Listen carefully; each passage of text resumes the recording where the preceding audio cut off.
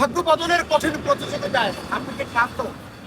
অর্থাৎ এই দেশ কিংবা এই শহর আপনার ভাগ্য বদলাতে পারেনি? এই দুটি প্রশ্ন যদি আপনার জন্য হয়ে থাকে তবে এই ভিডিওটি আপনারই জন্য।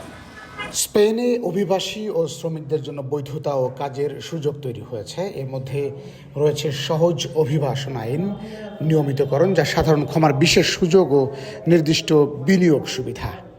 অভিবাসী ও বৈধতার সুযোগের ক্ষেত্রে দেখা যায় স্পেনে দীর্ঘদিন ধরে বসবাসকারী নথিবিহীন অভিবাসীদের জন্য বিশেষ করে বৈধকরণ ও কাজের অনুমতির সুযোগ দেওয়া হচ্ছে।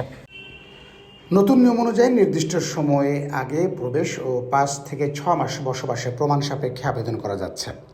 কিছু ক্ষেত্রে কাজের কন্ট্রাক্ট বা কঠোর সার্টিফিকেট ছাড়াই আবেদন করার সুযোগ রাখা হয়েছে, যা বাংলাদেশি সহ বহু প্রবাসীদের উপকারে আসছে।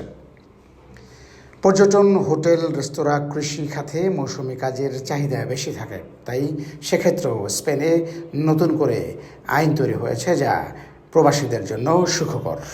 স্পেনের রিয়েল এস্টেটে 500 ইউরো বা সমপরিমাণ অর্থ বিনিয়োগ করে পারিবারিক বসবাসের অনুমতিও পাওয়ার সুযোগ তৈরি হয়েছে।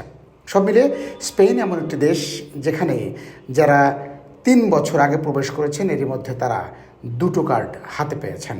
তার মানে কষ্ট করে স্পেনে 2 থেকে 3 বছর স্টে করতে পারলেই তার বাকি জীবন সহজ হয়ে যাওয়ার একটি সম্ভাবনা তৈরির দেশই ইউরোপের অন্যতম শক্তিশালী দেশ স্পেন।